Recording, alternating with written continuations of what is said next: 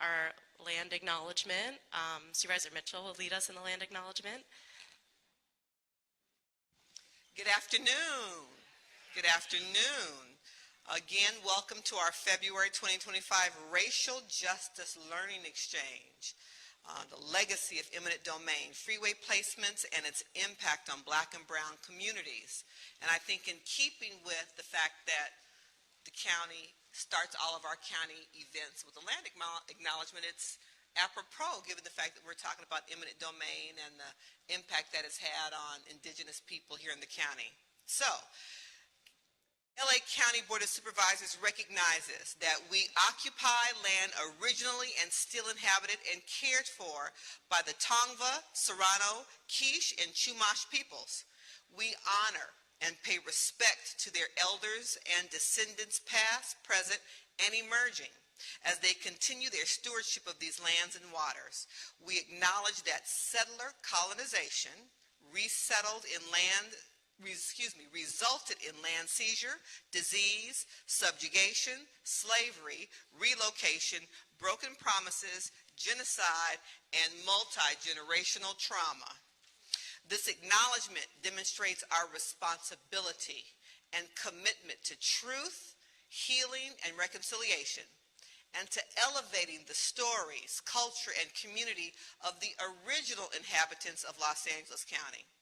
We are grateful to have the opportunity to live and work on these ancestral lands, and we are dedicated to growing and sustaining relationships with Native peoples and local tribal governments, including, in no particular order, the Fernandino Tatavian Band of Mission Indians, the Gabrielino Tongva Indians of California Tribal Council, the Gabrielino Tongva San Gabriel Band of Mission Indians, the Gabrielino Band of Mission Indians, Quiche Nation, the San Manuel Band of Mission Indians, and the San Fernando Band of Mission Indians.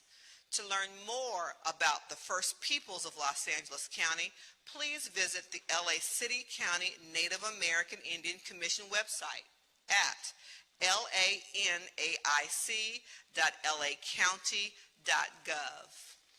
A second tradition we do here in the county is a labor acknowledgement. Who's doing our labor acknowledgement? Come on up, Tracy. Please give all of Team Mitchell a huge round of applause. As you can see by them, I am smart enough to hire younger, smarter people to work for me.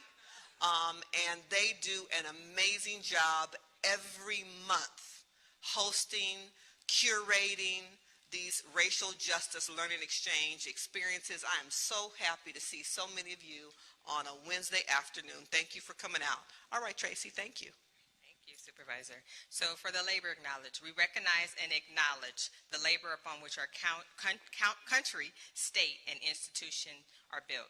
We remember that our country was built on the labor of enslaved people who were kidnapped and brought to the U.S. from the African continent, and recognize the continued contributions of their survivors. We also acknowledge all immigrants and indigenous labor, including voluntary, involuntary, trafficked, forced, and undocumented peoples who contributed to the building of the country and continue to serve within our labor force. We recognize that our country is continuously defined, supported, and built upon oppressed communities and peoples.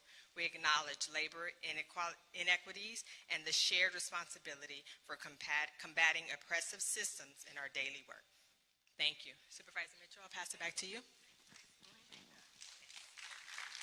Thank you. So how many of you, this is your first RJLE that you are attending? Fabulous. We count that as success. We've started this now 4 years. It's not Chief Maroney's first. Chief Maroney is a regular. Please give a hand to our LA County Fire Chief, Chief Tony Maroney. He and his entire department are superheroes. They just don't wear capes. We started this 4 years ago, and it's a monthly experience. Different topics, different areas across the 2nd Supervisorial District. We started it in 2020 because we were, I thought, experiencing a racial, we were in a moment. as a country. And in 2025, we're in another moment. And so for me, what this is about is creating a consistent, safe space for us all to learn together, for us to perhaps acknowledge, unpack our own bias, be it implicit or otherwise, and to learn information in community to replace it with. You follow me? I don't believe we will get through the current racist reckoning if we don't have these conversations in community. On the way to the gym this morning at dark 30, I was listening to KGLH, and there was a gentleman on, and I said I was going to remember his name, and I have forgotten it because it was dark 30. But he's apparently written a book where he defines the concept of citizen as a verb. And he talks about citizening, and what it takes. And I thought, it's RJLE. That a democracy doesn't function if we all sit back and are passive. That it's not just a matter of showing up to vote for other people. That we have to figure out what it means to be proactive in our efforts to protect and maintain a democracy. And so citizening is not about whether or not you are documented. It is a verb in how, from my perspective, in the context of RGLE, we're going to learn to be active anti-racist. You follow me?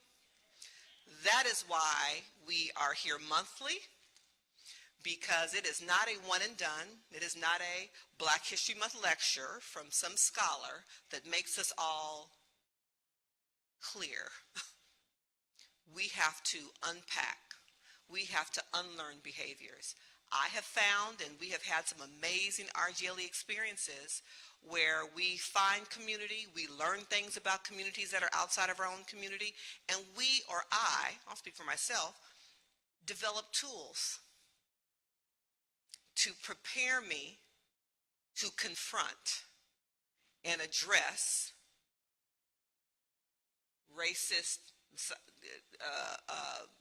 all the ists, situations that we all find ourselves in. It gives me the tools and the information and the sense of community. For us to be able to bring people together from every corner of the 2nd District also gives us new allies. We had one RJLE where we talked about what it means to be an ally.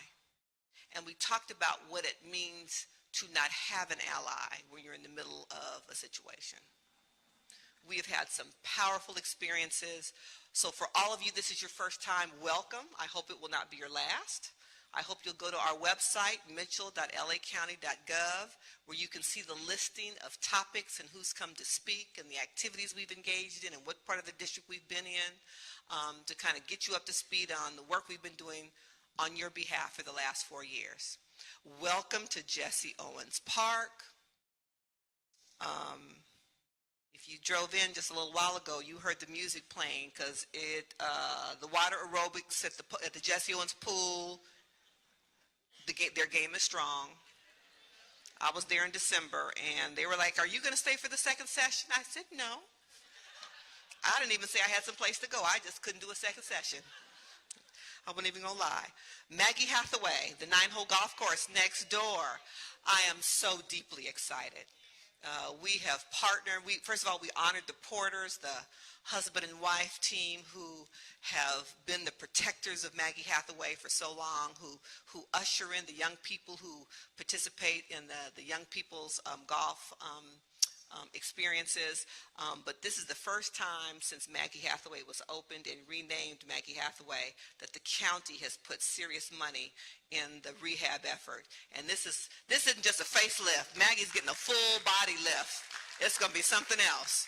I met the top flight golf architect who's designing it, so I hope that you all will come back in honor of Maggie. Those of you who don't know the history, Maggie Hathaway was the black woman golfer here who is credited with integrating the public golf courses here in LA County. Isn't that special? And that golf course is named for her. So today, eminent domain, the term itself, I think just evokes fear in most people. We have history. I grew up, I'm a third generation native Angelino. I grew up hearing my great grandmother talk about Sugar Hill and what happened when the 10 freeway was built. I am old enough to remember the Crosstown Freeway from for the airport and its construction and what happened and how there were efforts put in place, hopefully to do better than was done before. And so eminent domain can cut both ways for us, for people of color. Bruce's Beach was lost through eminent domain. And so we wanted to have a conversation today about what eminent domain has done to the black and brown communities here in LA County. We have some amazing people who are going to share their lived experience. And again, our goal today is to learn something together about the history of these examples and to hear from individuals, again, who had lived experience. So I'm grateful that Matthew Brazil and Dan Lopez are here to share their stories, and you'll hear official introductions of them. We have what we call a gallery walk that you'll be able to see powerful examples of eminent domain illustrated by photographs and how it's impacted our communities right here in the 2nd District.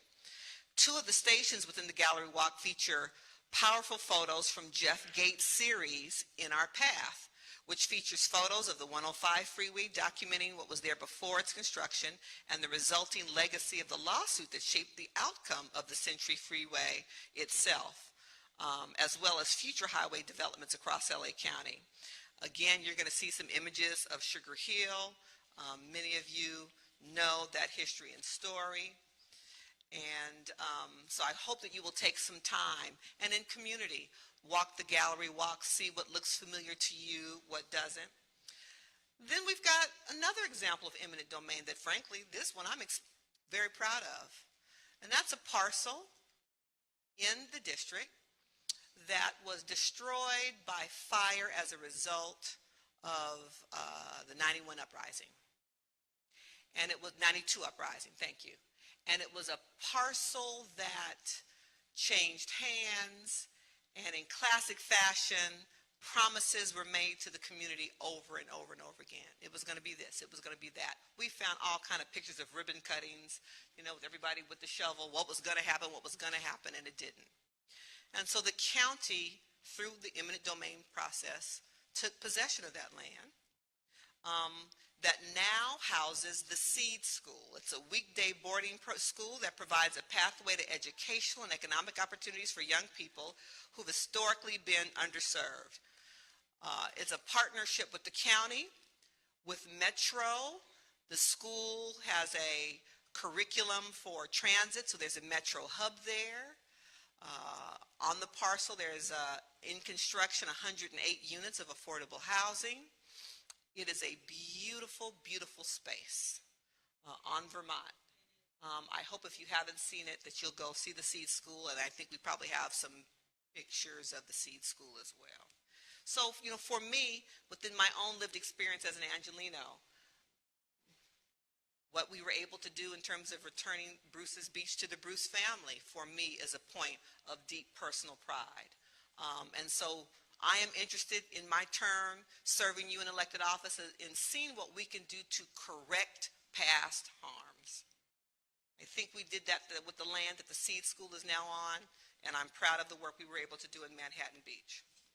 Some of you may be here who are our constituents from Lafayette and Wellington Square. I know that we've heard a lot about concerns expressed about Metro's plans to extend the K-line. So we can have a conversation about that, but let me just say in short, eminent domain will not be used to seize any property in that project.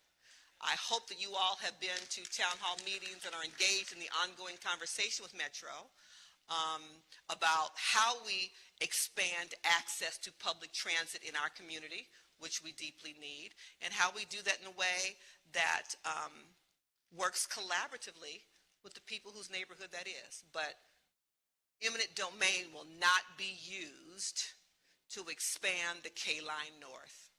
I'm going to say it a second time for the people in the back.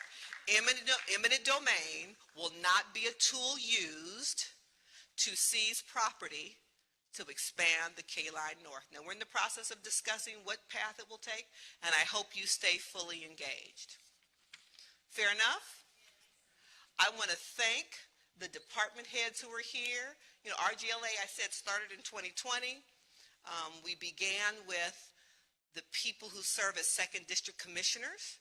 I realized when I was fortunate enough to be elected to this position in the middle of COVID, where we couldn't gather like this, there were hundreds of people serving as commissioners that I didn't know and didn't know me. And so RGLA started as a way to engage our commissioners. And after we had that first RGLE, we thought we should include department heads. Because as a policymaker, I can only be as successful in setting policy as the county department heads are in operationalizing it. So we realized we wanted the county department heads to come. And so there are several here. Our public defender I saw, our fire chief, Dr. Ferrer, our director of public health for LA County. I see Norma, thank you for allowing us to come to your park. Norma, director of parks. David Carroll with our brand, one of our new departments, DYD, Department of Youth Development. She's pointing. I don't see you're pointing. There she is. The alternate public defender. I see you. Thank you for the note you sent me, Erica. So thank you. Who said Kelly? Regional Planning is here. Oh, hey, thank you, Department of Regional Planning. Y'all scored. These are like, you know, the county departments. So if you have a question about regional planning, the public defender, Dr. Ferrer, who's always in the hot seat about something or another, go see Dr. Ferrer. Dr. Ferrer stays in the hot seat, but I always have Dr. Ferrer's back. I tell people all the time, I am not a public health professional. She is. I'm going to do what Dr. Ferrer says. So, yes, exactly. So that's what RGLE is in a nutshell. I hope that you will come back. I hope that you will find community here amongst your second district residents. There are commissioners here. If you're a second district commissioner, raise your hand. Hey, look at these commissioners. You want to know what that means to serve on one of LA County's 200 commissions? Talk to one of them. I appreciate your service on behalf of all of our residents of the second district. I know my staff is saying, she talks too long every time. Am I supposed to do anything else other than hand the mic over? Look at that new picture of me. Isn't that attractive? Sit down, Frederica. I had to insist with my staff that I take a new picture. You know, that's a joke because I didn't want to take a new picture. And they wore me out over the new picture. I'm like, you know, elected officials, half of them have the picture they took 40 years ago. I want to be like them. Let's keep that same picture. But you know what? That picture ain't half bad. Gray hair and all. Thank you all again for coming, and I look forward in engaging in this learning experience with you. Thank you, ma'am. Thank you, Supervisor. So, just a few housekeeping things. Well, first of all, I forgot to introduce myself earlier. So, hi, I'm Pamela. I'm on Team Mitchell. And I work with incredible staff for an incredible boss. So thank you again for being here today.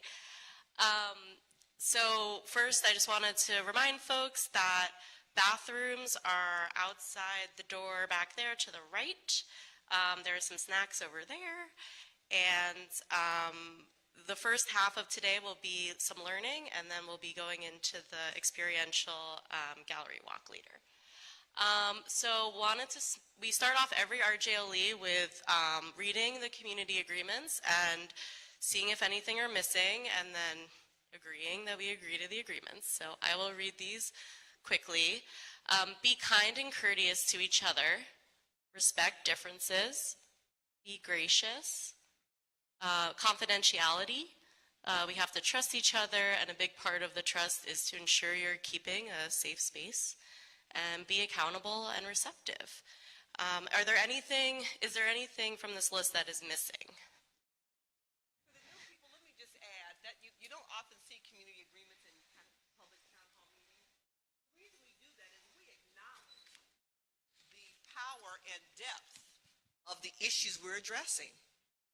We acknowledge that for many people, you don't have conversations about racial justice in rooms with people you don't know. We try to curate it so it's not an overwhelming size audience. We try to keep it to around 200 and fewer for just that reason. We want to have in-depth, meaningful conversation.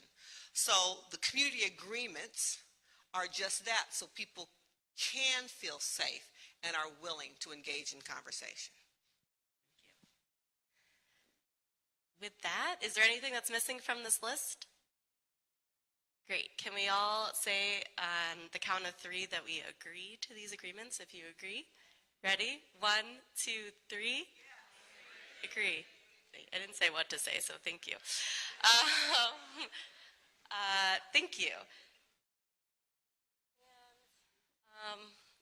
Next slide, please. Okay, so then I kind of said this at the top, but here is the overview for the day. We have context setting and learning.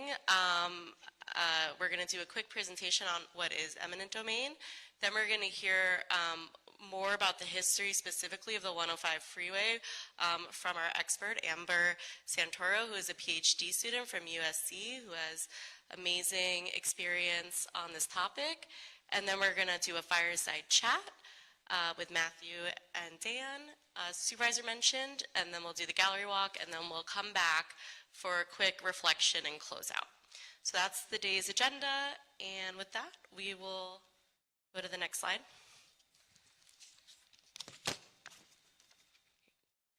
What is eminent domain? Next slide. Eminent domain is the legal right that government has to take private property for public use. When eminent domain occurs, property owners have the right to just compensation by the government per the Fifth Amendment. And just the key thing to remember here is just compensation. I think that is something that is a big piece of what is at issue when we talk about eminent domain in this context, in a racial justice context. Next slide, please. So, eminent domain is really tied, it really became a tool that was used widely with the birth of urban renewal, which started in the early 20th century. Early 20th century progressives wanted to make cities more quote-unquote rational by displacing members of quote-unquote undesirable racial and ethnic groups who impeded hygienic, quote-unquote, or quote-unquote scientific urban development. Obviously, a lot of those words are loaded. And specifically, this is when the term blight was kind of introduced, borrowed from botany, which compared the spread of those people to invasive plant species, which is pretty racist and particularly because this idea that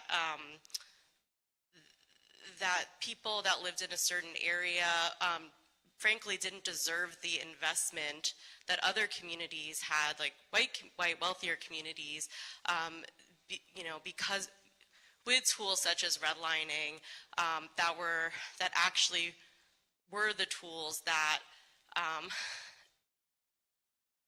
contributed to systemic racism and segregation of folks, intentional and disparate segregation of communities, and so that's where the term blight comes and how it developed. And of course, the definition of blight is highly subjective and was based on local assessments. So it's just an important term to know as it relates to eminent domain, because that was sort of the rationale that was used to then use it as a tool. Next slide, please. So urban renewal and, again, eminent domain used as a tool to do urban renewal started really in earnest across the nation in 1949 with the Federal Housing Act. The Federal Housing Act made federal funds available to identify and clear out so-called slums in American cities, paving the way for redevelopment. Much of the identified land for urban renewal was in poor and black neighborhoods. And while the highway system plans impacted white working class and other ethnic neighborhoods, and even threatened some more affluent neighborhoods, they were largely built where land was cheap and political opposition was least likely to be organized or effective. In other words, poor neighborhoods that were predominantly home to people of color. So not only for the housing renewal projects, but as well as those that were then done under the Federal Aid Highway Act. And by the 1960s, federal highway construction was demolishing 37,000 urban housing units each year. And urban renewal and redevelopment programs were destroying an equal number of mostly low-income housing units annually. So that's like double. So not only with the highway projects, but the housing projects as well was really displacing large number of folks across the nation. And then in particular, the 1954 Berman v. Parker case authorized a broad concept of public use in eminent domain, which really allowed it to flourish. And this, in particular, this case was, the facts of this particular case had to do with eminent domain in a neighborhood of Southwest Washington, D.C., in which the Berman condemnations took place in a community that was overwhelmingly African American. So that's sort of the history of how eminent domain came about on a larger level. And really setting the context for the specific conversation we're going to have today about freeways in LA. Next slide, please. Oh, and so the Federal Housing Act, just again to put into numbers, over 24 years, 2,532 projects across nearly 1,000 U.S. cities. There were 1 million residents displaced overall, and 2/3 of those who were displaced were African American. Next slide, please. So throughout today's event, think about how those families whose properties were seized using eminent domain were being compensated, what was lost, right, as a result of social costs, financial costs, political costs. When you think about financial costs, not only were folks maybe not provided the just compensation because of racism in appraisals and redlining and how property was valued. And also that some folks lost their property in the middle of rent-to-own schemes and other kind of financial products that were harmful to black families because they weren't able to access actual products that weren't, financial products that weren't harmful. So there was a massive loss of generational wealth as a result of this widespread use of eminent domain. Think about the social costs of, we'll hear later from Matthew and his story. And to me, that's a really clear example of social costs of losing your place of community, your church, your school.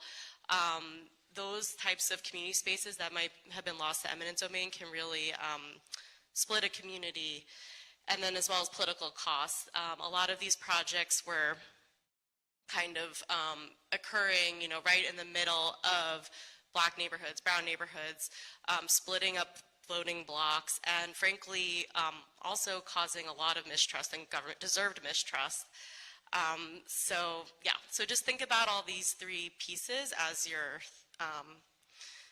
listening to today and looking at the pictures afterwards. So with that,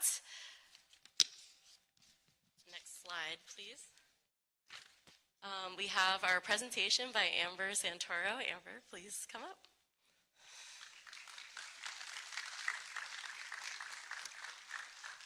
All right, thank you. So I am a PhD student at USC in the history department. When I initially applied to be a PhD student at USC, I knew I came in with a lot of questions about belonging and consequently unbelonging in the American West. So my specialty is 19th and 20th century American West. Under that umbrella, I focus more on California history, and under that umbrella, Los Angeles history. And then, yet again, under another umbrella, I am interested in questions of community displacement, eminent domain, the notion of progress of urban developers in cities such as Los Angeles. So I'm excited to give you a presentation on some of my research that I have done on the Century 105 Freeway, and a fellowship that I had that was designed to kind of bring attention to some of the archival materials that were hosted and owned by USC Special Collections. So this is a picture, for example, that is in the Special Collections at USC.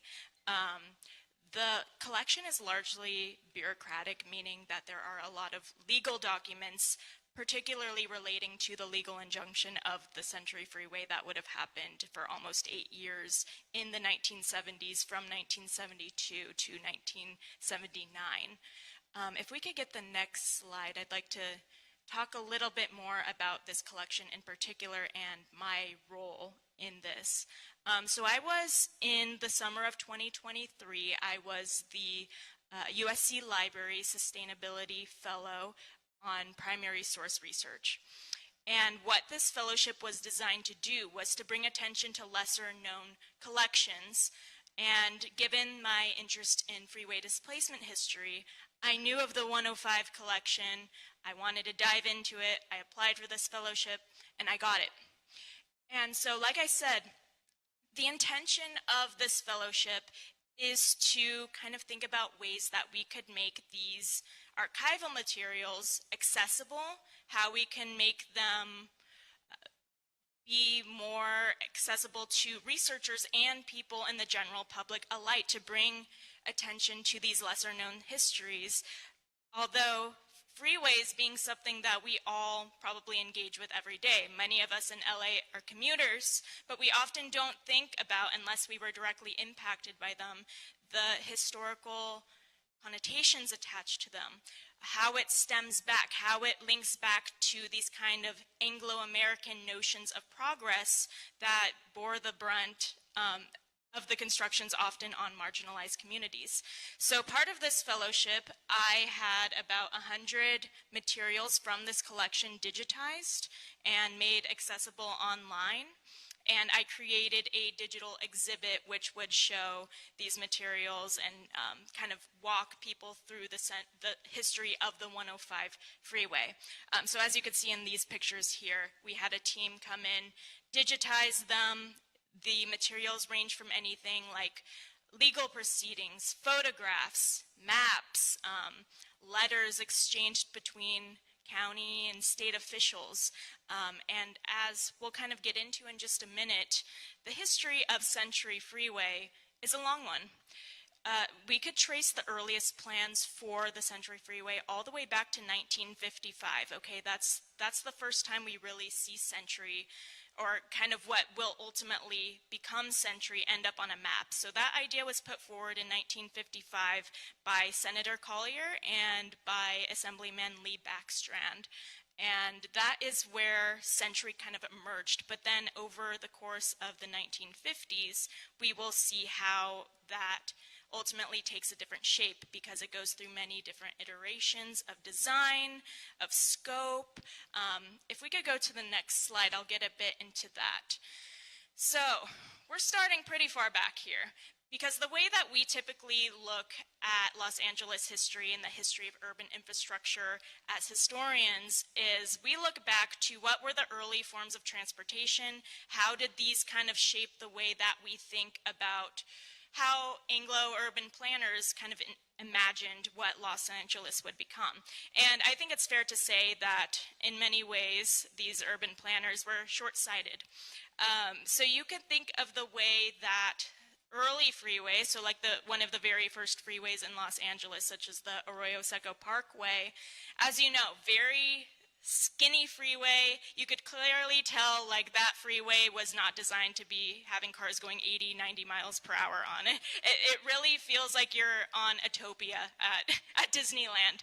So you can imagine that freeway, it was kind of designed for cars that would probably hit like 40, 50 miles per hour max, and so on and so forth. I don't know if back when something like the Arroyo Seco Parkway, if urban planners even had the vision of what Los Angeles would become in terms of population, in terms of how many freeways we would need to actually make this area accessible due to things like urban sprawl and white flight and the way that people were migrating away from the cities and then ultimately creating suburbs as a result.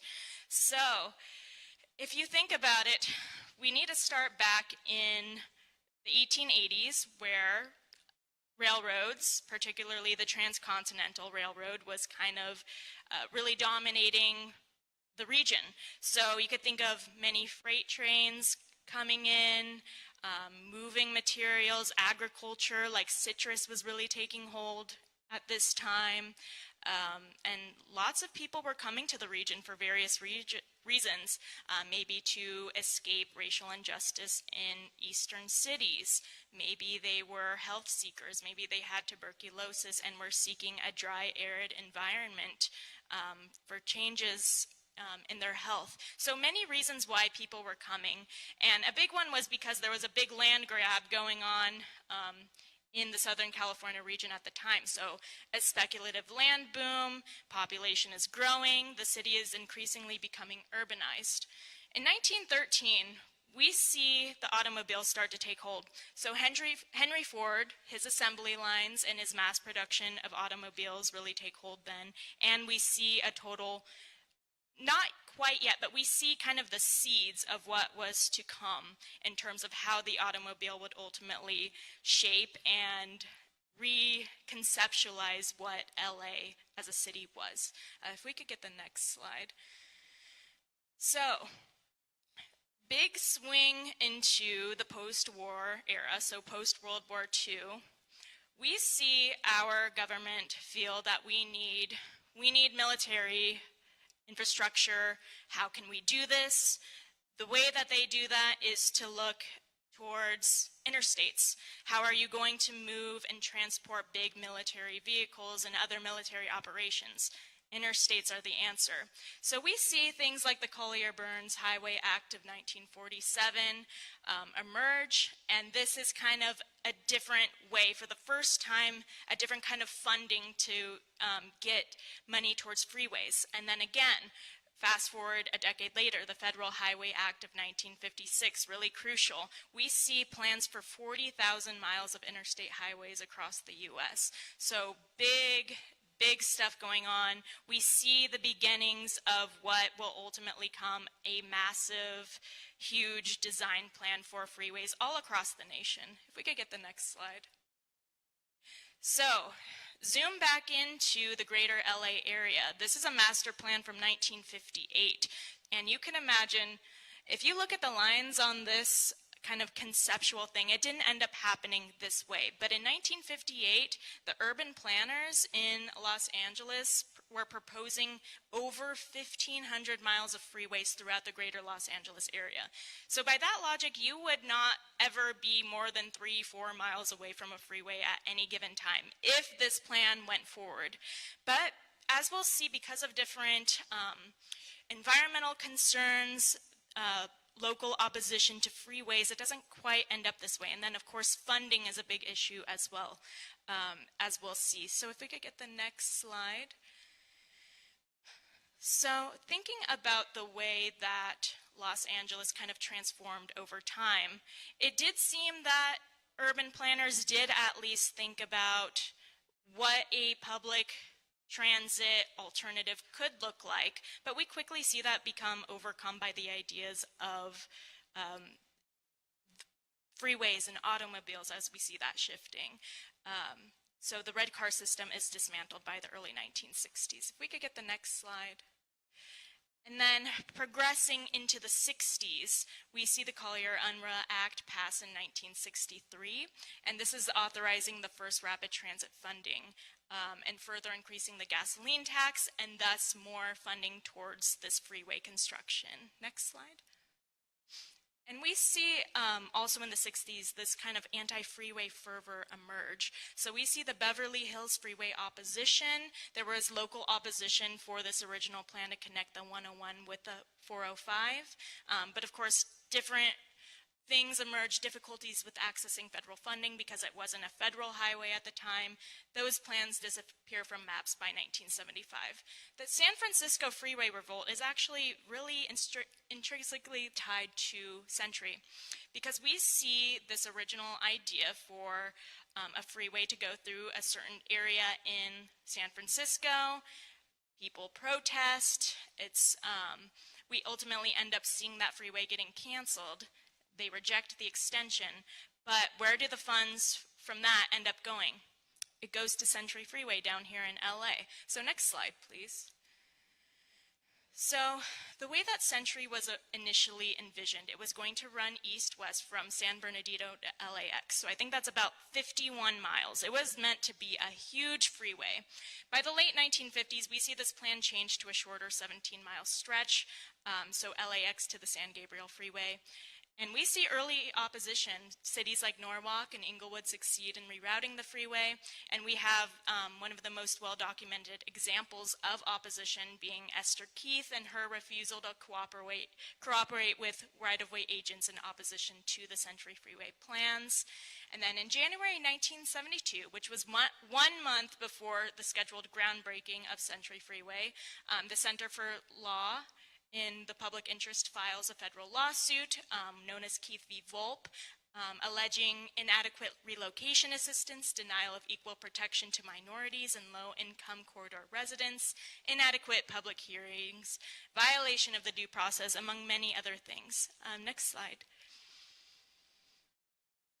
So, part of my research was diving into these 23 boxes of materials held by USC Special Collections, some of which are, as you see here, this is a digitized version of one of the newspaper articles from the collection titled "Freeway to Please Everybody Doesn't." So we see these kinds of news articles documenting the kind of tensions that emerged as a result of this legal injunction that happened in 1972 and rendered it at a standstill indefinitely. Ultimately, that ended in 1979 as a result of the consent decree. But as you could see in the collection, we see evidence of community fragmentation in the right-of-way corridor. A lot of these homes were people moved away from them as a result of the ongoing construction. People were removed as a result of things like eminent domain. So we have photographs and maps and all sorts of things. Next slide, please. So again, these are more materials that we found in the Century Freeway collection, kind of just documenting the kind of toll on these communities. And of course, in the right-of-way corridor, it's not just the people who were displaced who are affected. Entire communities were displaced because what happens if public services to your local post office are cut off? That your community is impacted. It's a wide-ranging thing even if you weren't directly in the corridor itself. Next slide, please. Another material from the Century Freeway collection. By this time in 1977, people were calling it kind of the most controversial and most litigated freeway in probably U.S. history. There were a lot of questions. What's going to happen with the legal injunction? Will the freeway be built? It was all kind of very up in the air. Next slide, please. And so, as I said, in 1979, the plaintiffs of Keith v. Volpe and Caltrans reach an initial agreement and the consent decree is amended 2.5 years later in 1981. But what happens with this consent decree? We see the creation of the Office of the Advocate for Corridor Residents. That's well documented in the Century Freeway archive, and we could actually look to see what were the complaints that people in the corridor were making at that time. And there are a lot of interesting things that we see in there. We see the Century Freeway Housing Program emerge. That was designed to assist with those displaced and help communities that lost housing through the right-of-way acquisition. We see the Housing Advisory Committee, and we see the Century Freeway Affirmative Action Committee, which we see a pamphlet from the Century Freeway Employment Center there. So that was designed to create employment goals for minorities, women, apprenticeship programs, and so on and so forth. So we kind of see an interesting merging of urban infrastructure with social progress as kind of a result of Judge Harry Pregerson's vision for what Century could be in light of all of these complaints. Next slide, please. Yeah, and more documentation of just how devastating eminent domain and the acquisition of people's homes were in the freeway corridor. The archive has plenty of this, and it's really fascinating to see these stories kind of brought to life and seeing the imagery and so on and so forth attached to it. Next slide. And then we have more materials here that are also in my digital exhibit that is available online. So like you could imagine in 1981, you're being told you have to move away from your home. You receive this pamphlet. We see like different complaints from residents written to Caltrans, kind of, like I said, bringing these things to life and thinking about how we can preserve them so we don't lose important parts of the story. Next slide, please. And then, of course, as we see in the gallery walk, we will see artists inspired by displacement in the right-of-way corridor. Really kind of interesting questions about belonging and loss of home that are brought to light by things such as this. Next slide, please. And then, like I said, it's like a over 30-year trajectory of Century Freeway, all the way from the mid-1950s to its opening in 1993. Next slide, please. So why Century?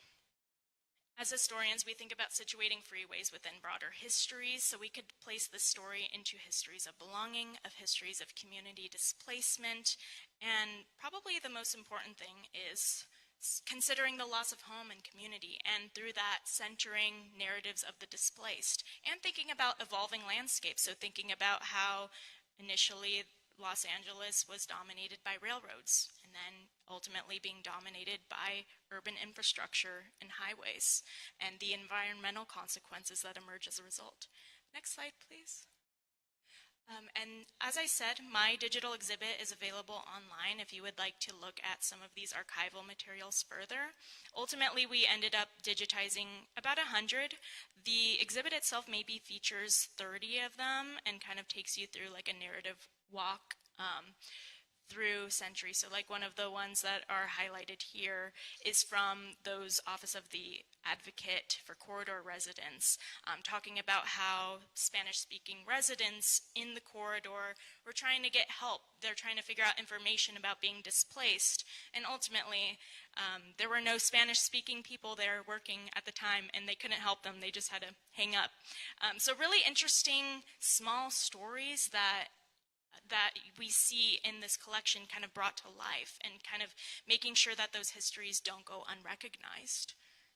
Next slide, please. And of course, over at USC, we have various projects that are designed to be public-facing on the history of displacement in LA, and not just Century Freeway, but other older histories such as Bunker Hill, trying to recreate what these beautiful Victorian-style homes would have looked like, and kind of trying to understand the histories of the people who lived there. So there's an ongoing project called the Bunker Hill Refrain that deals with things like this. So it's a very big question, kind of trying to preserve, to recognize, and understand all of the different parts of these histories as it relates to displacement in LA. Next slide, please. And that's all that I have for you. Thank you for having me. Yeah, thank you.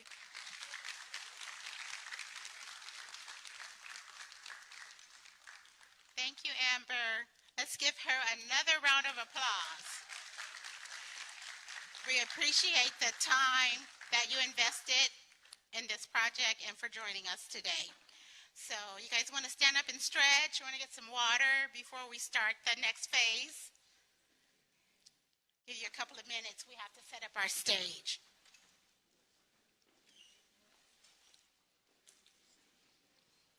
Mr. Lopez and Mr. Brazil, can you come up?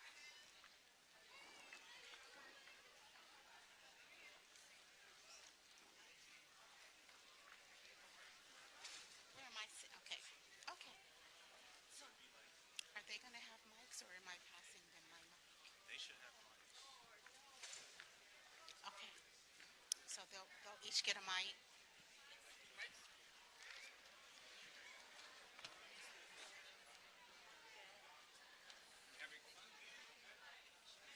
Just put one next to me, just in case. Yeah, just in case. Hello. Hi, Good I'm to Dan. see you in person, Mr. Yeah, Yes. We missed at one of these chairs? Yeah. You'll sit in one, Matthew will sit in one.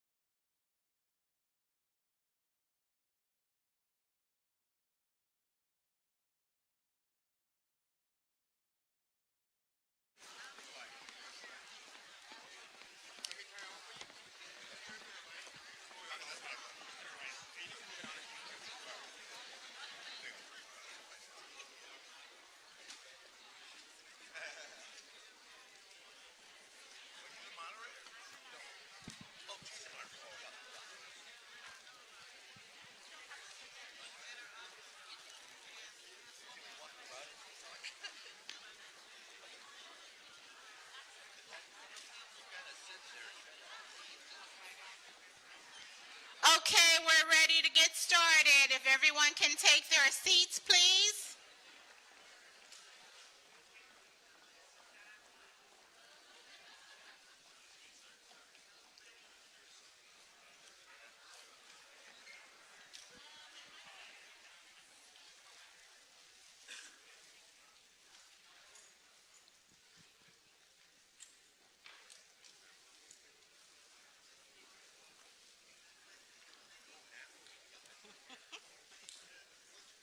Thank you.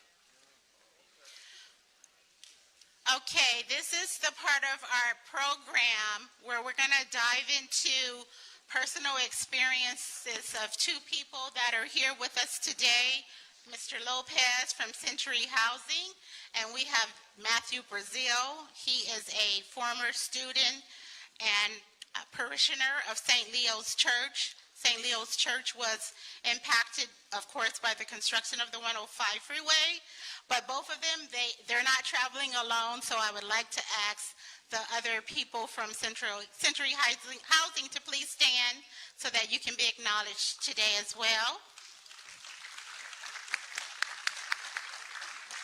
Thank you. And Mr. Brazil does not travel alone either.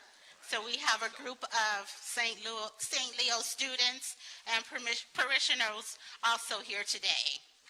And I would like for them to stand. St. Leo's. Thank you. So I have a question for the both of you, and you can decide who goes first. I'd like for you guys to tell me a little bit about yourself and your childhood and your experience that brings you here today.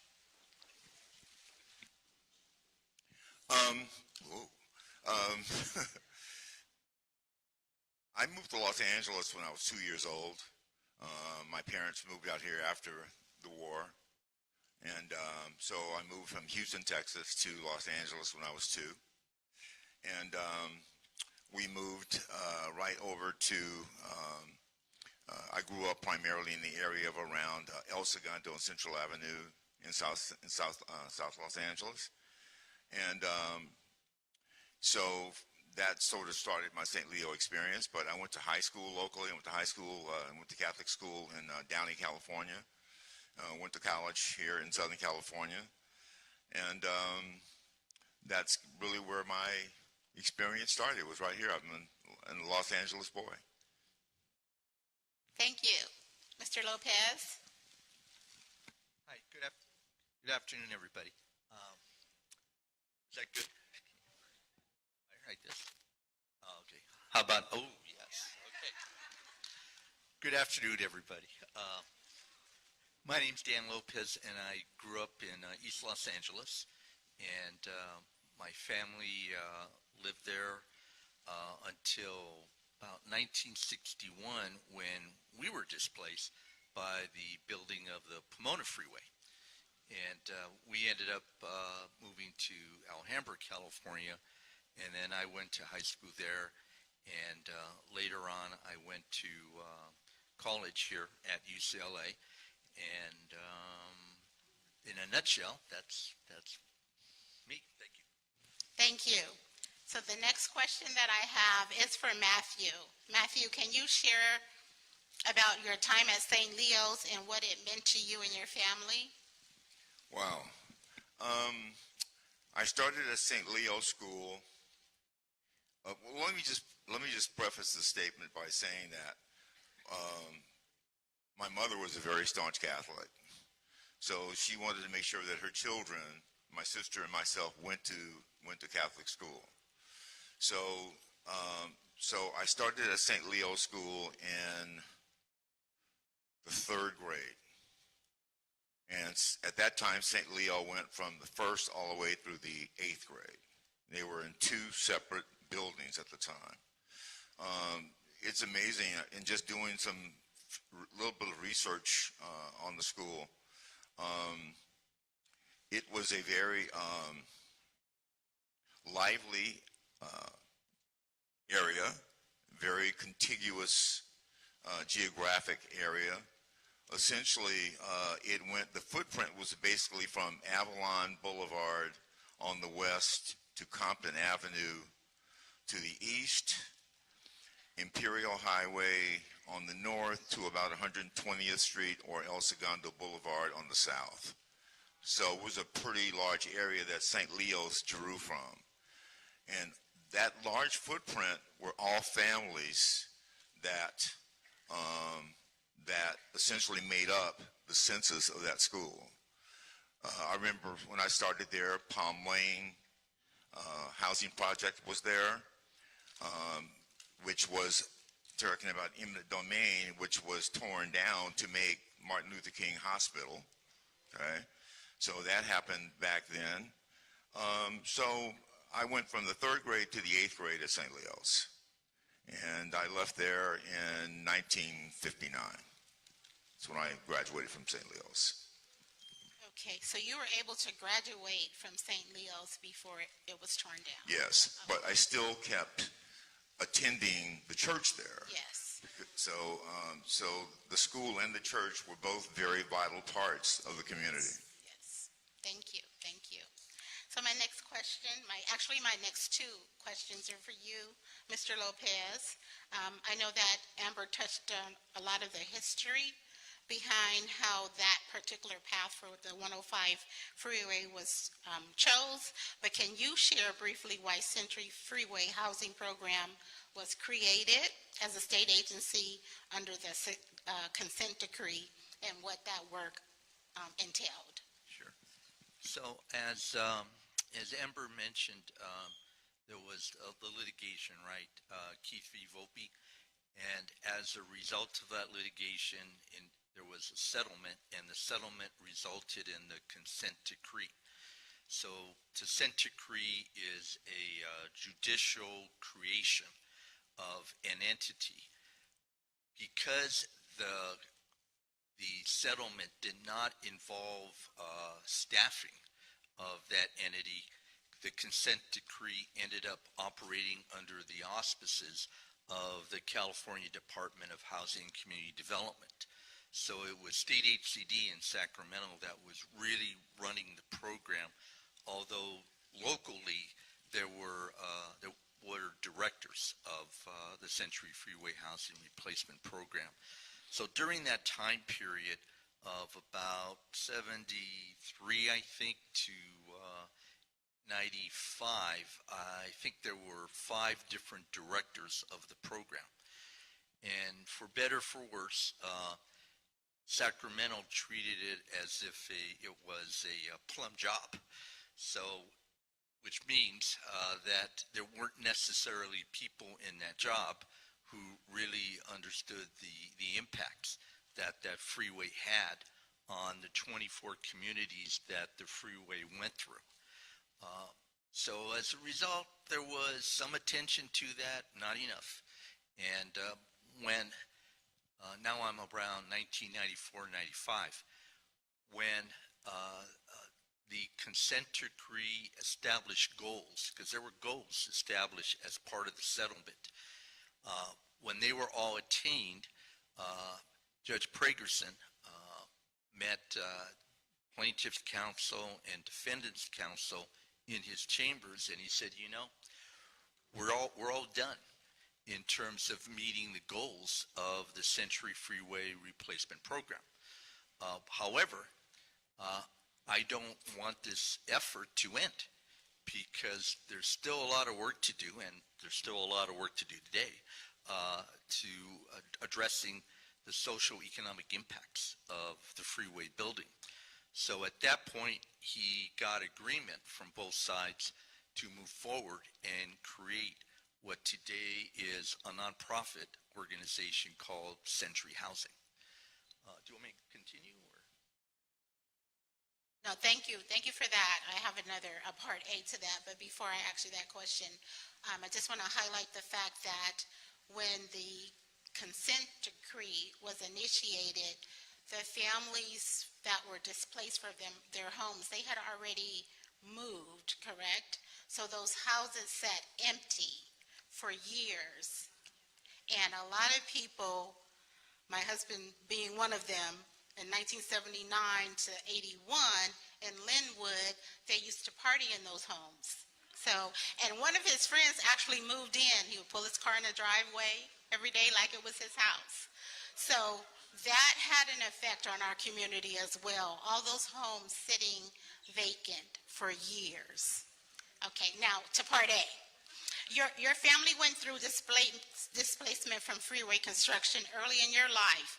How did this play in the role in your career and ultimately you ending up working at Century Housing?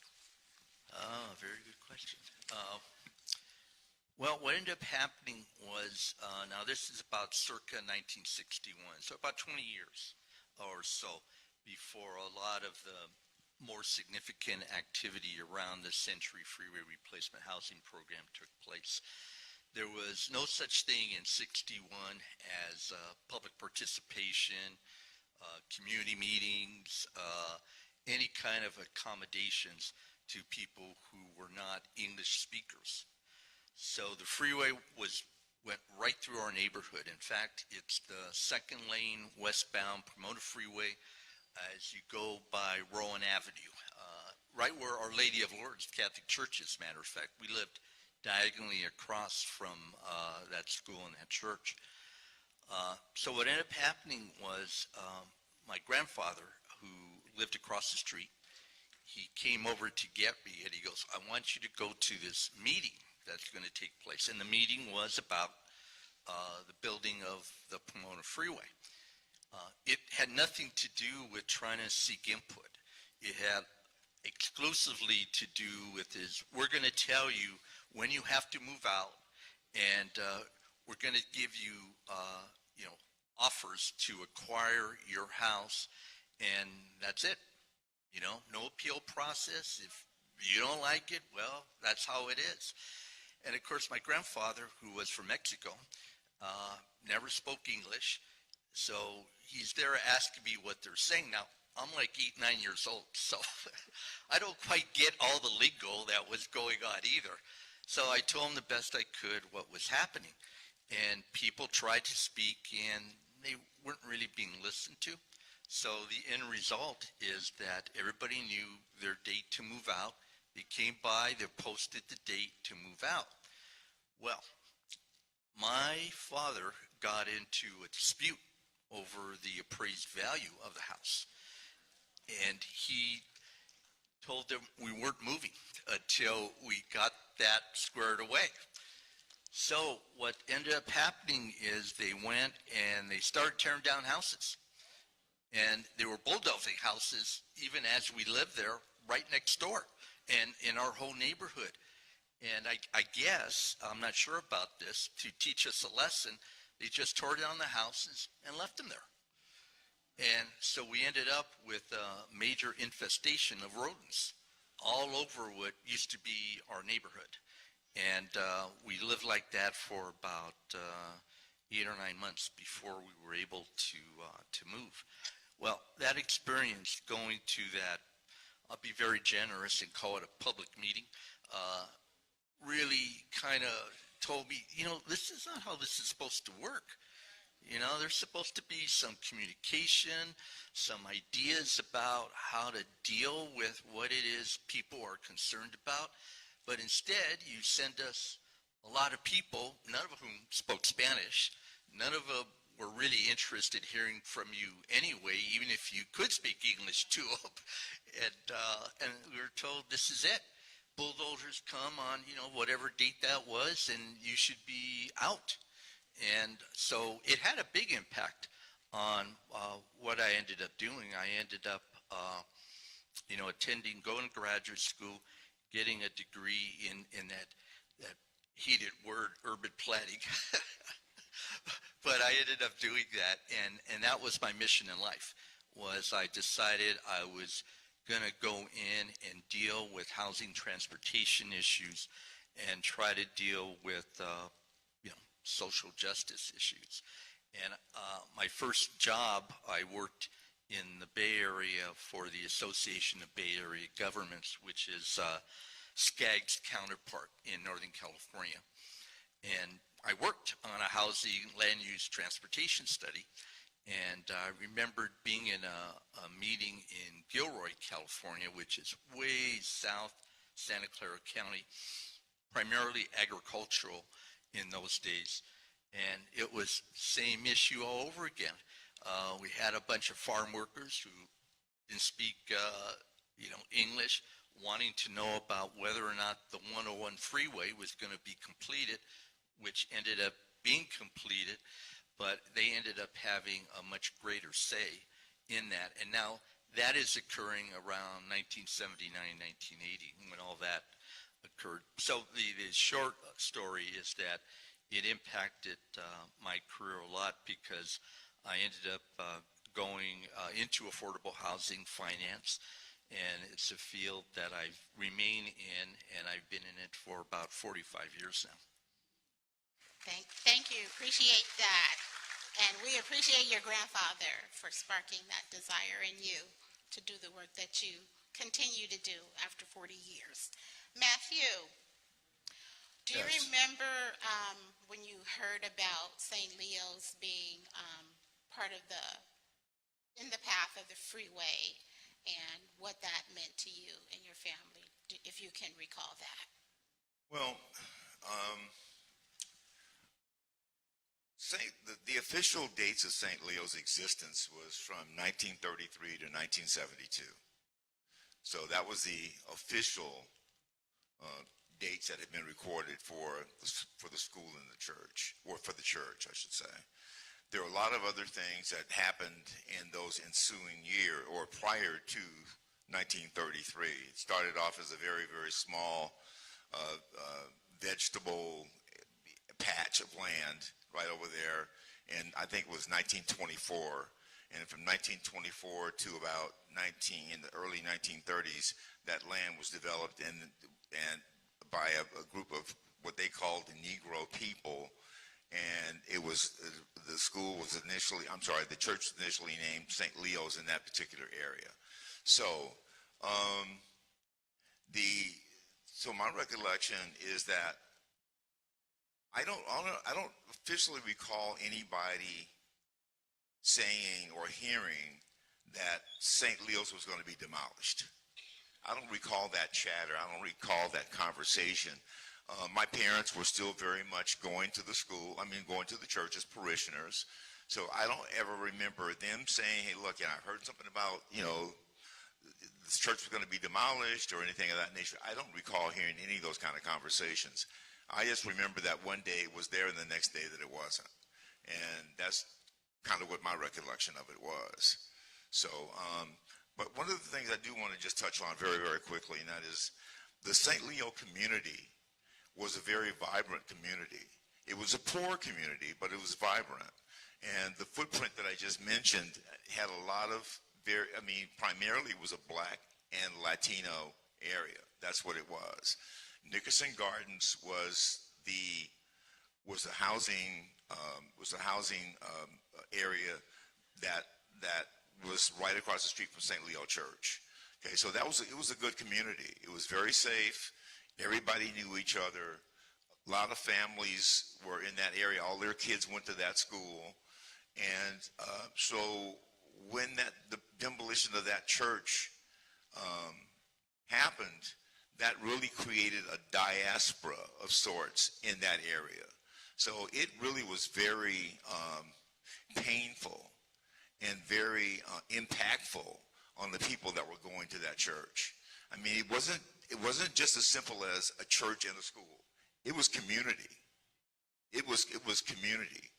And there were generations, well, not generations, but there were families whose kids went there, from first all the way to 8th grade, and they may have had 5, 6, 7 kids.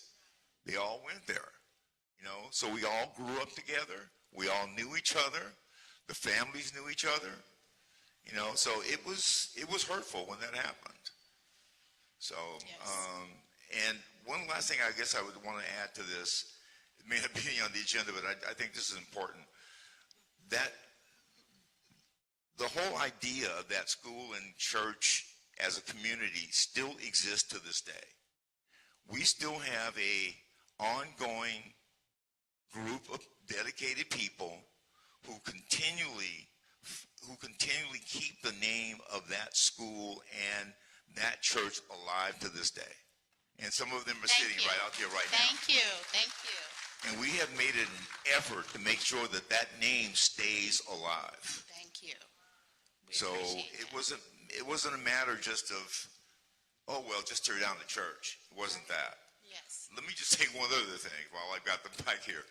When I said they created a diaspora, this is what I meant. Families went everywhere to try to find out where they were going to go.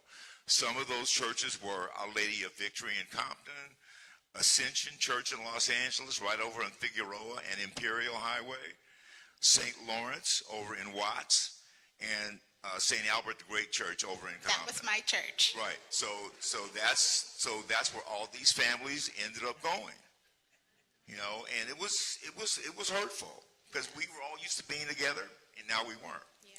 So, thank you for that time. Thank you. I appreciate that, the effects of eminent domain and the personal impact that it had on your life. I appreciate Absolutely, it is. Appreciate you all being here from St. Leo's. Okay, I have 2 questions for you, and then we're done. because I have the sign up. Oh, okay, we're going a little longer Yeah. now. I know. This is fun. Okay, so for both of you, what lessons can the audience and our second district residents learn from the experience you've shared today? As far as I'm concerned, I believe, I think eminent domain, and I looked up the definition, and it was the same definition that the young lady from USC had talked about. I think as a political issue, I believe that a level of empathy has got to be employed in that, because it can't be just a strict political decision that, okay, we're just going to take down this because we can. Those things impact people's lives. And as I recall, I don't ever remember anybody saying, okay, we're going to have some kind of an impact study as to how this is going to be done, how it's going to affect the families living around here. I don't recall any of that. But for me, I think it just needs to be more carefully and judiciously used to see how it's going to affect people in their lives. Thank you. Mr. Lopez? Well, I think if you want to look at lessons learned, I think the main lesson is participate in the process. We have, as individuals and as a collection of a community, a lot of power, and we need to better utilize that.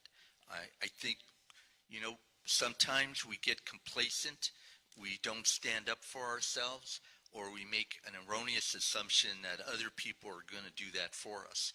So I really strongly believe that, from my personal experience, if you can stand up and speak, and as the opening agreement was talking about, there are no dumb answers. There are no questions that don't make sense, because at the end of the day, they do make sense if you're the one asking them, and you're entitled to an answer, and you're entitled to stand up for your community. Thank you. Thank you. As I stand up for my community, thank you both for being on a panel. We really appreciate it, and we will probably have an opportunity later in the program today to ask Mr. Brazil and Mr. Lopez questions. So now we're going to move on to the next phase of today's event. Thank you.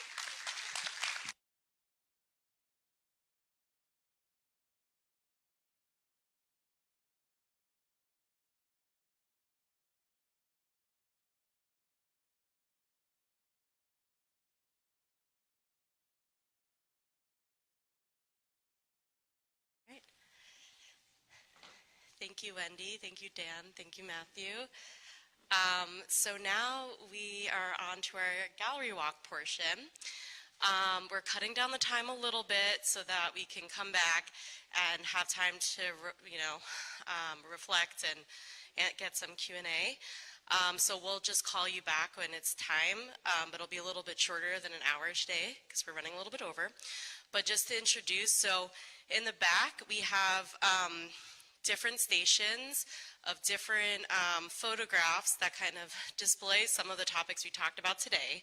We have Sugar Hill in memoriam of a thriving Black community lost to infrastructure demand. That's over there.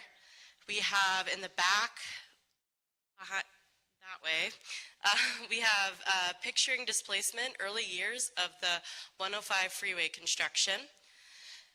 Over in that corner back there, we have 105 freeway, the final consent decree and its legacy. And then to my right over here, we have approaches to using government power to create community benefits, which will feature photos of the Seed School.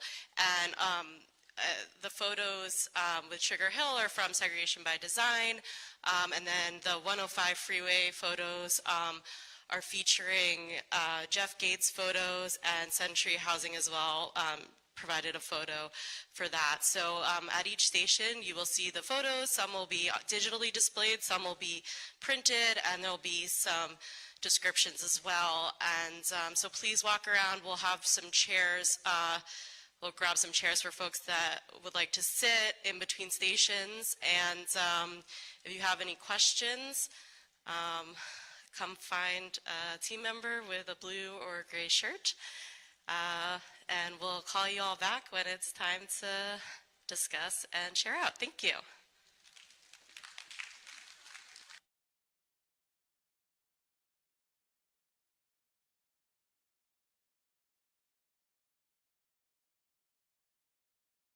We have about 30 to 40 minutes.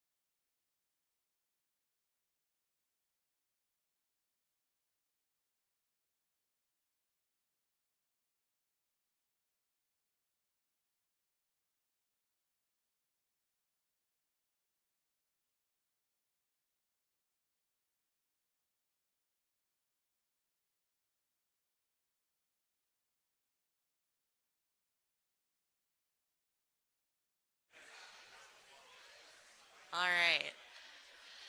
We're going to get started now, and oh.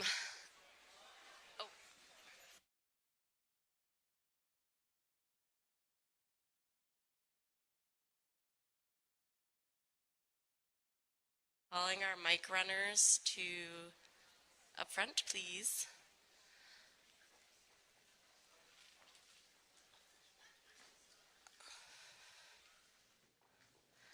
So, wanted to start out our reflection and share out period.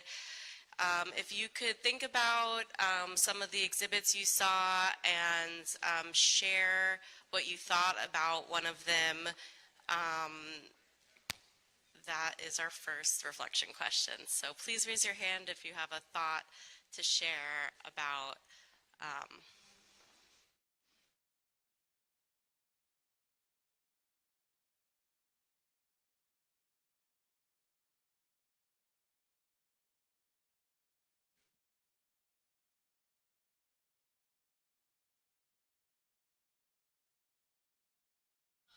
about what you saw or heard today. What are we going to do to prevent this in the future?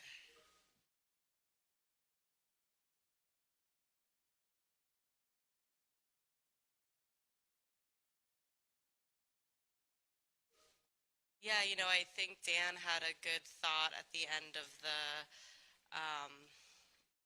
fireside chat where he's talking about, standing in your power and not getting complacent, and I think that's definitely a good thought related. Not that I have the answer to that question totally. Yeah, I guess communication could be better. We should know about things like this ahead of time. Now, when you get a notice, this.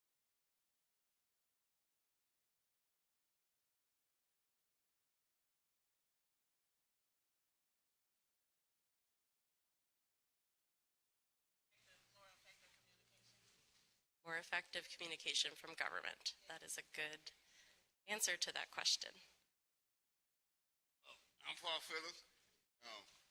I just want to say what I heard today was real good information.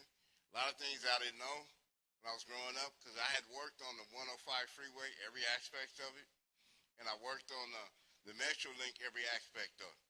And from what I understand, as a kid, when my dad was doing the construction project and stuff, it was supposed to be 24 lanes, 12 in one direction, 12 in the other, but they said it was overcost and overrun, so they kind of wired it down and prior to where we have today.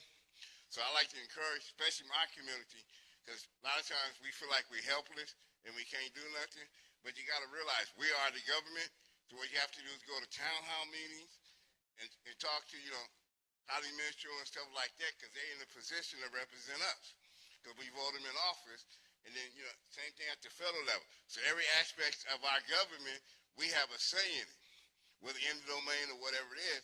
But as a community, a lot of times we feel helpless because we're not aware of what's going on compared to other communities. So you have a lot of communities in our neighborhood where we have freeways and stuff. Because I've been all over California and the United States because my parents were on a trucking company. So a lot of times when they passed the affordable housing projects and all these different things, came out of community activate in the 60s and stuff. When Martin Luther King was protesting, like for, civil rights and stuff. But a lot of times we have to understand our history and understand what our inheritance is. And once we do that, then we can get out and go to the city council and protest. Because you notice the 91 freeway is the shortest freeway in the LA County compared to any other freeway. And stuff, because I have friends and family members and relatives that live off the 60 when they put that in and they connected. Then you notice the 10. The 10 connects and it goes to the ocean. And it runs to the ocean and deads in at Pacific Coast Highway. Then you notice the 71 freeway is another freeway where people had homes and stuff. Then you notice the 118 freeway, the 105,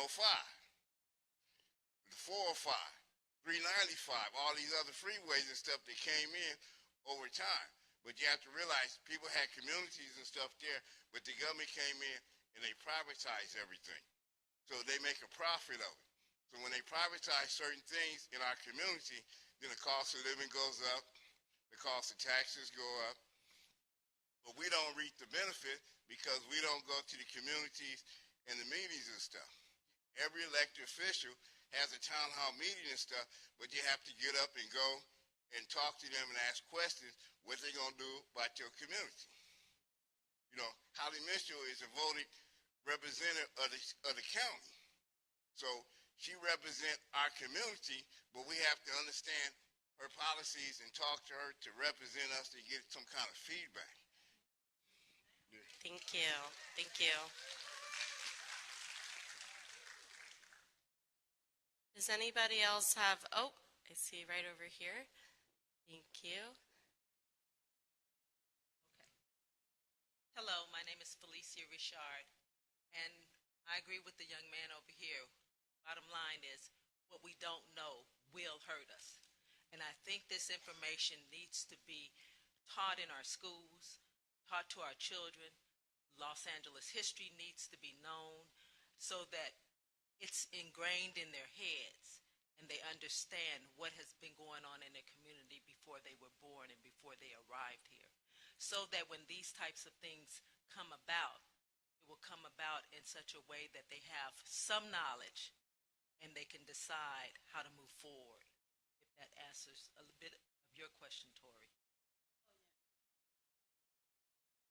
Thank you. Thank you so much. Does anybody else have any thoughts or insights that, oh, I see back there?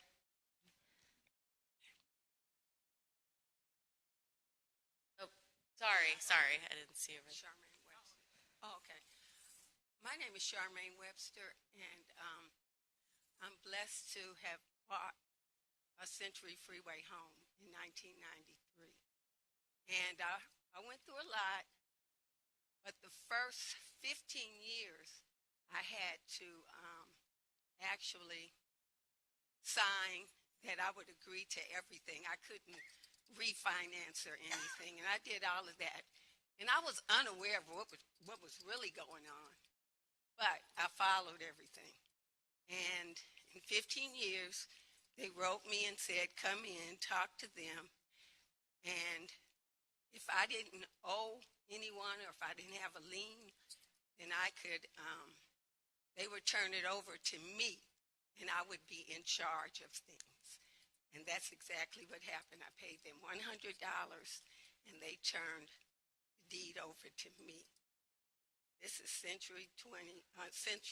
Century Freeway, but it was access land with Caltrans. Years later, I had lived there for 22 years, and I was so excited. I never thought I was going to buy a house alone. So I lived there for 22 years, and they had given me, they had 4 feet of land that Caltrans kept. That land was running east and west. Okay. Do you know, in 22 years later, a neighbor comes. He wants to put in a wall. I didn't agree with him. He could put the wall in, but I wasn't signing. So I wasn't going to allow him to take any of my property. So they made us bid on that property. Now, I had lived there 22 years. He had been there 4 months, and they made us bid. Well, I know who my Jesus is. So I beat him. I beat him out. I outbid him. That man for 40 years owned a gas station in Linwood. I got all this information myself. But anyway, so we had to bid, which I thought was unfair. I went down to Caltrans like I worked there. And after we made the bid on the Tuesday, I was supposed to hear on Wednesday, didn't hear anything. Didn't hear anything until Monday. And I had been down there that week. And then Monday. By Monday, I went to speak to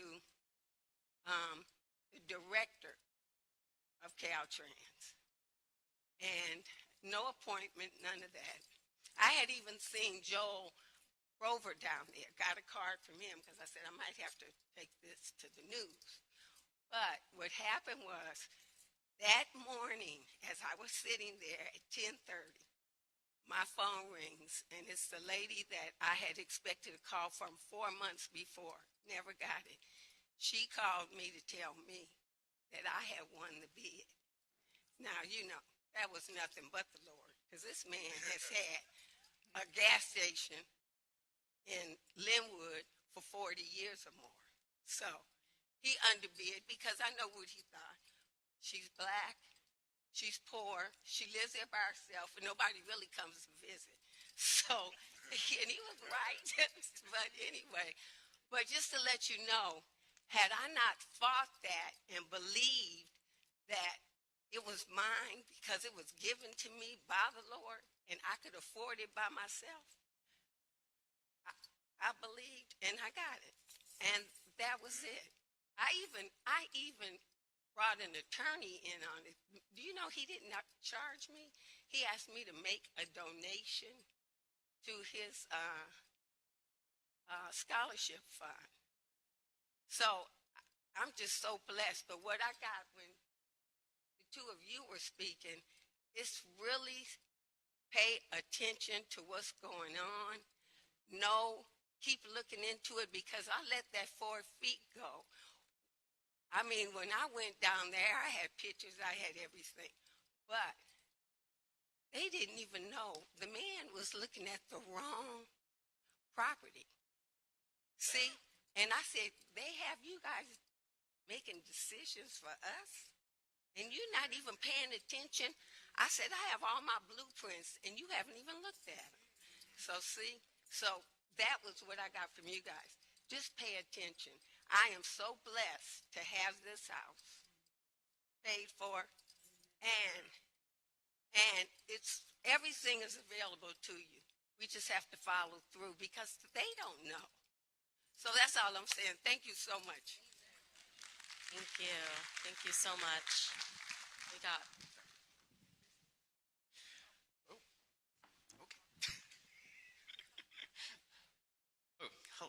Okay. Good afternoon. My name is Mark with LA County RD. I'll be brief with my reflection. I just wanted to thank again the two gentlemen earlier who spoke. I think their stories to me, my reflection was, and especially hearing Dan's story, was just the cruelty and the terror that his family went through. I think it's, one thing to, have this really important research and the photos of the lost houses and homes, but it's another thing to hear directly from someone who has experienced the deep trauma of such an experience. And I think for me, my reflection is processing that and really carrying that with me, hopefully with us all today, knowing that especially in this moment, the opposite of a government that terrorizes or that is cruel would be one that is fair, kind, just. And so I just really appreciate the gentlemen and everybody who has shared their personal experiences today. Thank you. Thank you. And can you share quickly what RD is? Of course. It is LA County's Anti-Racism, Diversity, and Inclusion Initiative. Obviously, and know a lot of folks here and have seen a lot of you all. Appreciate it. Thanks again to Supervisor Mitchell for your support as well. But happy to speak to anyone later as well. Thank you. Thank you. And I think it's just important to say that RD is the county's, I would say one of our initiatives of trying to really make the work that we do more equitable, anti-racist, and to stop and repair harm. I know that we have a long history and a long way to go with that, but RD is really out there doing that work. So thank you. My name is Anita Nicklin, and I am a Latina woman. And hearing the two stories, I could just relate to both of them one way or another. With the gentleman about the Leo's Church, St. Francis Cabrini Church is my parish, and he went through that too. And with Dan's story, I could identify what his grandfather was going through because my community doesn't speak English very much. They're recent immigrants, and sometimes they cannot really participate in this kind of forums or dialogue because of the lack of the language. But these are people, working families that have kids that go to our schools here in the neighborhood. They work, pay taxes, but sometimes because of what Dan was talking about, cannot really participate. So I want to take this moment to say thank you, to congratulate Miss Holly Mitchell and Miss Hilda Solis on voting in favor of Metro holding a meeting at St. Francis Cabrini Church Saturday, March the 8th at 10:30 a.m. in Spanish. So that's great. And I want to say thank you, Miss Mitchell, for that. And with the eminent domain, we have to keep in mind that, yes, bills, laws, or whatever you want to call them, just justify sometimes this kind of racism and inequalities. And I agree with some of you that already said, when we speak up and when we stand firm and defend, what's right, that's why we're here anyway, Thank you. Thank you. Thank you. Okay. Hi, I'm Marla Clark Sanders and a member of St. Leo's Parish and School.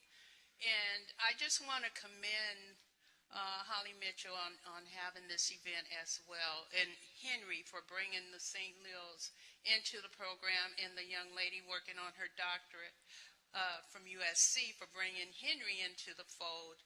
But while I agree that we have to be personally involved and take interest in what's going on in our communities, I would like to take it a step further, because we have people, I'm speaking about my experience as a Catholic here at Ascension Church after St. Leo's closed.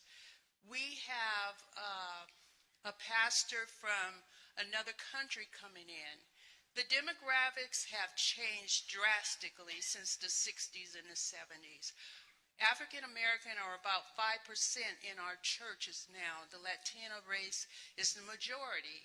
And although the demographics have changed, we're still one in the body of Christ. And that's the way we look at it. However, when you have ministers and pastors coming in from other countries, sometimes they bring their country experiences with them. And what I have found is we have to be bold in the spirit to educate these new pastors into the history of our community. And the pastors that are coming in have to be willing to learn the history of the people in that community. The first question I asked our new pastor, do you know about the Watts riot? Well, you're right in the midst of South Central. You have to know about the Watts riot. He didn't know anything. I'm driving him to visit a parishioner who's ill. I said, Father, this is where St. Leo stood. And he's, oh, well, I'm in a hurry. I need to get to my appointment. Father, we have to go down this street anyway. So I'm going to show you where St. Leo stood, because this is the history of your parishioners. We may only be 5%, but we're still important in this history and in the church that you're now pastoring. So it's important that you also learn the history of the community so you can minister best to the whole community. So be bold, tell the history to your children and grandchildren about the community in which you live, so it'll live on and on. And like I say in Henry's documentary, St. Leo's will never die because it lives on inside of each and every one of us. Thank you. Thank you. And, to that, I just want to say this is why we have these events. learning about the history of LA, the racial justice history of this amazing place. Especially speaking as a transplant myself, I've learned a lot about LA since I moved here, and you know, it's a muscle. Learning is a muscle, practicing racial justice is a muscle, and learning the history. So it's something that we have to do all the time, which is why we have these events monthly. And so encourage you to, you know, continue to talk about the history and teach others and have those important conversations. So thank you. And then also, I just wanted to go back to what Anita said. I want to acknowledge that we had translation services for tonight that fell through, so I wanted to acknowledge and apologize for that, but that is something that we are working on moving forward to make sure that we have translation services available. So for future events, please continue to let us know of that need, and we will make sure to have those services available to you. And to that end, you know, working on language access to make sure that for all public meetings that we have the appropriate level of service for folks to actually meaningfully participate is very important. Sure.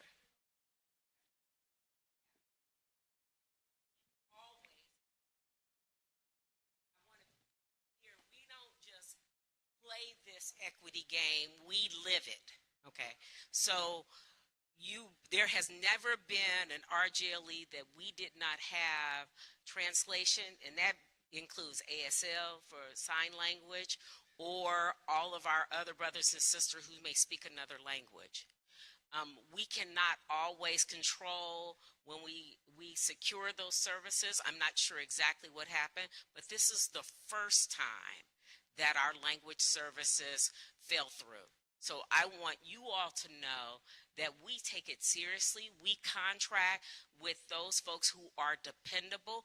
We will get to the bottom about what happened today. And rest assured, because we believe this is our character. And if you walk away and believe that we didn't take this seriously, that's the wrong impression that we would want you to have. Okay? So we do deeply apologize for those folks who needed those services. Deeply apologize. Thank you. Thank you. And I think we have time for one, maybe two more folks for reflection. So perfect. Little reflection. My name is Oscar Mejia. I'm with JCOD, Justice Care Opportunities Department with the LA County. As I sit here and just get embraced by all this information, you know, we speak about the 105. You know, I grew up in a community. When I think about the 105, I think about the women's prison. If you guys are familiar with that, that's all we know in the community where I grew up at. So I work in a department and to pretty much educate communities that are in, we call them the ghettos, right, that are unaware of none of this. I mean, we are blind to it, but that's what we're here for now. And what I'm taking is information, what I'm taking is education, and to pass out to my community. And that's what LA County JCOD does. You know, we try to inform those communities that are underserved or underlooked at, because a lot of people are being affected and they're just letting it happen because they're not educated. They don't know. They want to know. They want to learn, right? So thank you guys for this. This means a lot. You know, it's hopeful. That's what I'm getting off this reflection. The study that you did, Amanda, I believe her name is, I hope. Nevertheless, it was really good. Thank you so much, you guys. So we stand with you guys. You know, we have graduated over 207 CBO communities that are going to be affected now with all this information. These are communities that are in South Central, Compton, Linwood, Long Beach, all around the areas, and we're going to take this information to them. So thank you so much. thank you. All right, we have time for one more if there's anyone else that wants to share.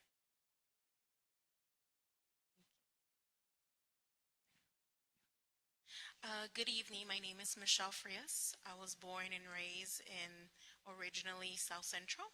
I just wanted to say, for all those that have been impacted, thank you so much for your resilience. I do a lot of work with the Trauma Prevention Initiative. There is a lot of systemic traumas.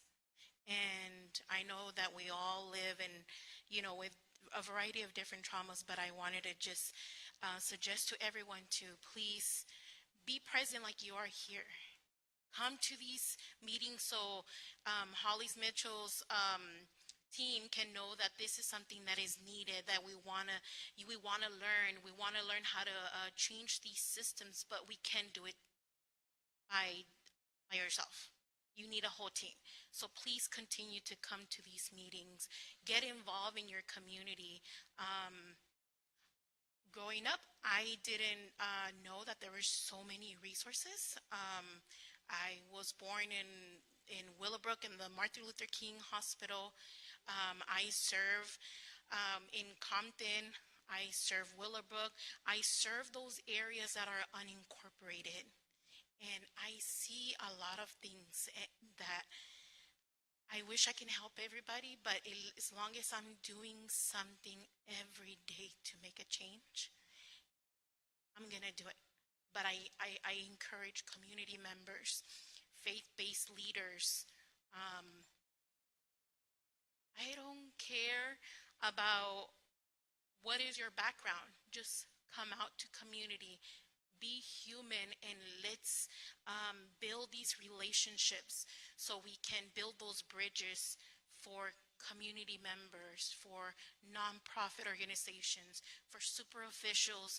I know that sometimes, now I'm speaking as a community member, I know that sometimes community members have some exchange feelings about either the county or the city, but they're doing their best every day, because I used to work for the Office of Violence Prevention, and I moved to a nonprofit because I know how to move the work, and I seen that there is a need, and I'm able to help these community members understand things.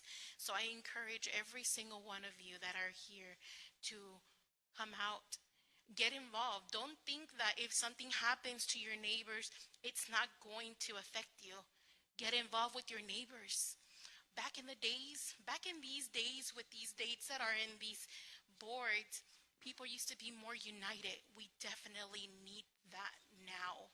So I encourage you all to continue to come out and stand up for your communities, and stand up for those that don't have a voice and that are trying to be heard. Continue to come out for them. Thank you so much.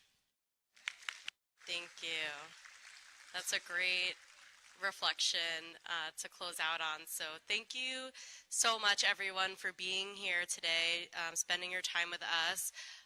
Thank you to Tyler, Margarita, Wendy, and Tracy on the team that led today's event. And thank you to all of you. Thank you to Supervisor Mitchell and the rest of Team Mitchell. And please don't forget to join us in March, and stay tuned. Check out our website, social media, our newsletter if you want to hear more details about our March event. And then we'll have another one in April, so please come back. Thank you so much.